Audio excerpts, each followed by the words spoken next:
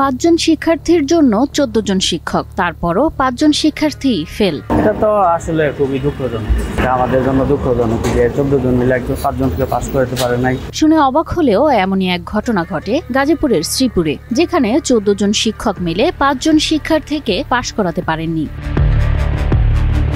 বলছি গাজীপুরের মাওনা চৌরাস্তা পাবলিক স্কুল অ্যান্ড কলেজের কথা। এবারের এইচএসসি পরীক্ষায় অংশ নিয়েছিল মাত্র 5 জন শিক্ষার্থী, কিন্তু ফলাফল প্রকাশের পর দেখা যায় শতভাগ ফেল। আমাদের দুইটি সাবজেক্টে উনি 6000 করে ফিনিশিং। মানবিক বিভাগের 3 জন, বিজ্ঞান বিভাগের 2 জন, কেউই পাশ করতে পারেনি। যারা এক বিষয়ে পরীক্ষা দিয়েছিল তারাও অকৃতকার্য। ছাত্র যায় না এখানে, দেই না তো। আমরা অনেকদিন যাবত এখানে ব্যবসা করে, আমি 13 বছর যাবত। কলেজে গিয়ে দেখা যায় 60টি ক্লাসরুমের বেশিরভাগই তালাবদ্ধ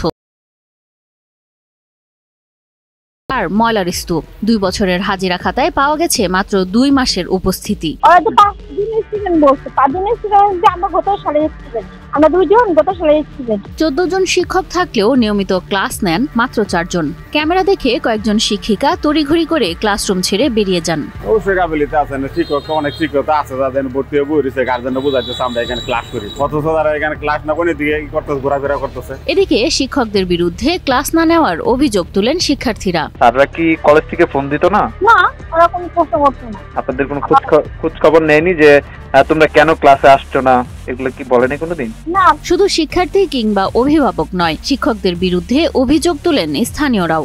ঠিকমতো ক্লাস করে বলে আমার মনে হয় না। শিক্ষক রেগুলার আসতেছে, আপনার সামনে গেল সবাইকে দেখতেছি। আর এটা ওইটা না, কাপড় ধোয়ার একটাই সলিউশন, চাকা অল ইন ওয়ান। 14 জন শিক্ষক যদি 5 জনকে পাশ করাতে না পারে, তাহলে তারা কি কাজ করেন? এমনই প্রশ্ন ঘুরপাক খাচ্ছে সবার মনে। ক্লাসে মাস্টারও দেয় না, ছাত্রও দেয় নাই, এটা কি করবে? এটা পুরো বুয়া। এটা হয়তো ব্যবসা লাগাই দিছে তারা, যেহেতু একটা লোগো লাগাই দিছে যে এটা শহীদকে ডাকে। অন্যদিকে উক্ত স্কুল অ্যান্ড কলেজের অধ্যক্ষ বলছেন তারা চেষ্টা করেছেন কিন্তু সফল হতে পারেননি। বেশিরভাগ ছাত্রীদের বিয়ে হয়ে গেছে, এমনকি তারা নিয়মিত ক্লাস করেননি বলেও জানান তিনি। তারা ক্লাস করতো না। আমরা অভিভাবকদের ফোন করেছি, ছাত্রছাত্রীদেরকে ফোন করেছি, কিন্তু তারা যেহেতু 5 জনই মেয়ে ছিল, সবারই পর্যায়ক্রমে বিয়ে হয়ে গেছে, শ্বশুরবাড়িতে থাকতো, অনেকে চাকরি করতো, যে কারণে ক্লাস করতো না। ক্লাস না করার কারণে এরা আমাদের কাছে ছিল না। আমরা তাদেরকে সেরকম মান উন্নয়নের জন্য তাদেরকে আমরা পাইনি। তবে তারা পরীক্ষায় ফেল করেছে, এটা আমাদের জন্য দুঃখজনক এবং তাদের ব্যক্তিগত জীবনেও এটা অনেক কষ্টের। একই সাথে শ্রীপুর উপজেলা প্রাথমিক শিক্ষা অফিসার সাইফুল ইসলাম বলেন তারা কলেজের কাছে চিঠি পাঠাবেন এবং কেন এমন ফলাফল হলো তার ব্যাখ্যা চাবেন। এই প্রতিষ্ঠানের বিরুদ্ধে আমরা প্রাথমিকভাবে তাকে লিখিত জবাব দেওয়ার জন্য আমরা হয়তো 2-1 দিনের মধ্যে তার জবাব চাইবো।